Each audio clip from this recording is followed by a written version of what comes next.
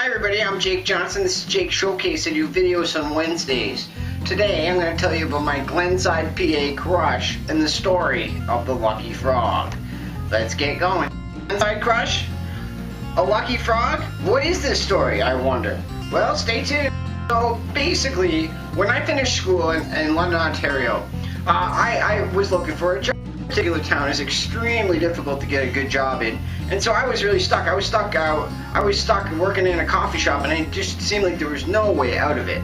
But unlike most of the people from London, I had American citizenship, and so when I had the opportunity to finally go to get a more better job, I decided I was going to move to Glenside, Pennsylvania. Now, every summer we would go to Glenside because my mom was from there, and so I was really familiar with it, and it seemed like the economy was so much better, so I decided, you know what, I'm sick of this, I'm heading down to Glenside. Basically, Glenside, Pennsylvania and London, Ontario are extremely different. In Canada is what they call like multicultural, so there's a lot of different people with a lot of different languages. I grew up in this area, and basically with all these different languages, there was no real sort of main type of person. It was sort of a mix of a whole bunch of different nationalities. Well, there's pluses and minuses to having a whole bunch of nationalities together. The one difficulty is that it was sort of real difficult to find sort of people that were like me, Irish, Catholic, and basically, you know, Irish Catholic North American. Most frequently what happened is that whatever nationality it was, they would end up getting married to somebody else in their nationality. So the Portuguese people would get married to Portuguese, Italians would get married to Italians, you name it, Chinese get married to the Chinese, but you know, so basically the Irish Catholic population didn't really seem all that big. I ended up with a lot of crushes in Canada, but the problem was that usually, because of my background, I didn't have the same background as them, so I didn't really know how to interact with them as well. In Glenside, Pennsylvania, which is a small suburb outside of Philadelphia, it was very different. It was very heavily dense Irish, Catholic, and Italians that would live in the same area. So everybody was very similar. The economy was better down there too. So the cultures were very different. In London, there's a whole bunch of different types of bars. If you're a grunger, you can go to the grunge bar. If you want to go to a dance club, you can go to a dance club. But there was always lots of different clubs and lots of different options. Glenside, the way that people like to go to bars was always the same thing. Everybody would go and they'd sit, and they knew everybody in the bar, but that was much more of like a sit-down kind of bar. In Glenside, everybody's very tight-knit. Everybody knows everybody. They're all friends they're either relatives or friends, and my family was actually pretty big there too, so I had a bunch of cousins and a bunch of my cousins' friends. So basically I was able to sort of interact and integrate into their social club pretty good. I was able to get a job real quick that was much superior in money than it was here in London, so it was a no-brainer to stay once I got that job. Every Friday and Saturday night, we always go back to the same two bars. There's basically only two bars you go to, either bar 1 or bar 2, and usually I would go to bar 1 and then bar 2, or bar 2 and then bar 1. But it was always the same thing, because it's a real small town. My young cousin had a friend, and she was absolutely spectacular. A bit younger than me, but I thought she was the best thing I ever seen. She was an Irish beauty. Big dark eyebrows, perfect face, really long black hair, and she was very well endowed, if you know what I mean. She was funny, she was smart, she was just about everything that I ever wanted. To top it off, she liked me. She would always be teasing me, she'd always be poking holes at me, and every time we'd see each other at the bar. I was completely in love with this girl. I thought she was the best thing. I thought she had to be meant for me. Glenside, because the population is so small, there's really not a lot to pick from. It's basically just a few different girls that you'll meet, and that's about it. I had my heart set on my cousin's friend, and I thought she was just spectacular. And I really didn't know how to sort of approach her or come on to her at all. Always called me over to her little group of friends and always talked to me, but I really didn't know what to do after that. In Canada, it was really quite a bit different of the way that they would mosh together, but at these sit-down bars, you really had to have your sort of social skills and how to sort of be smooth, and I really had none of those whatsoever. So meanwhile, I was doing really good at my job. I was doing pretty good at my job, like every day. Things were going pretty good. You know, I was a pretty good worker at the bank, and things were going pretty steady. I was so used to the dance club culture, even though everybody else would sit down, when I would hear the music playing after a whole bunch of beer, I would start to dance. And so people would all take a look over at me like, what's that guy doing? Pretty much all the time I would end up dancing all by myself. And at some of the bars what I would do is I'd actually move tables that people weren't sitting at and create like a dance space and then try to encourage people to dance, which didn't really work well at first.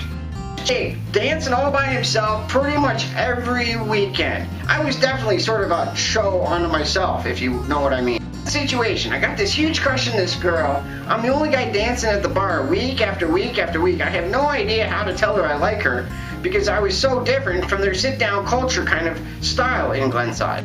And I felt like she would come to the bars just to watch me do my thing each week because she found it so amusing. She was gorgeous. Anyway, at the bank, I ended up doing real good, and I ended up winning sort of a prize. And as sort of a prize, I was given by my boss, who was like a big corporate boss, a frog that looked very similar to this, just slightly greener. And I called it my lucky frog. When I got my lucky frog, things really started to pick up for me. I would keep it in my car all the time, and I would drive around, and my sales would go up and up and up. I was becoming more and more of a star at the bank. In fact, I started getting promotions and raises pretty regularly. Because nobody would dance with me at the bar, what I ended up doing is I would bring my lucky frog to the bar with me. Because nobody would dance with me, it was just me dancing with the frog. And here, I'm going to show you a little bit of what it looked like. So now, I wanted to show you here about the lucky frog dance. So if you're from Glenside, you would recognize this dance. You would see me. I'd be completely hammered out the dance floor. It'd be me and the lucky frog. And while it might not be perfect, it would be just like me and the frog dancing. You probably recognize this. Go, froggy.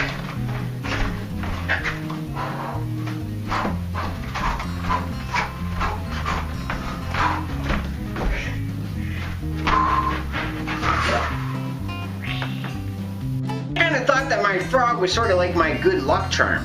It was me and the frog against the world. And I think that she thought it was pretty cute too.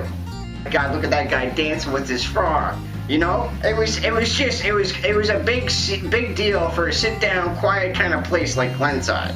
I still had no idea how to tell this girl that I liked her. I really had no clue on what to do.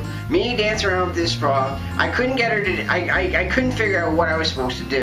Top it off, she ended up working in the local grocery store, and they had the most amazing potato salad you ever had in your life. After a wild Friday or usually Saturday night, I was always hungry, and I would head to the grocery store for some potato salad. There she was behind the deli, looking at me, serving up the potato salad week after week. Now, the only thing that's more horny than a guy who's had a whole bunch of beers behind him is a guy who had a whole bunch of beers behind him and didn't actually get any action the night before. The day after, that's the only thing hornier. I would be a mess at the bar, and then I would turn around and I have to go to the store and ask for the potato salad with this gorgeous girl looking at me both day and night. Every single week I would try to think, come on man, you gotta get up the nerve, you gotta tell her you like her, you gotta hit on her. I mean, she's just too awesome.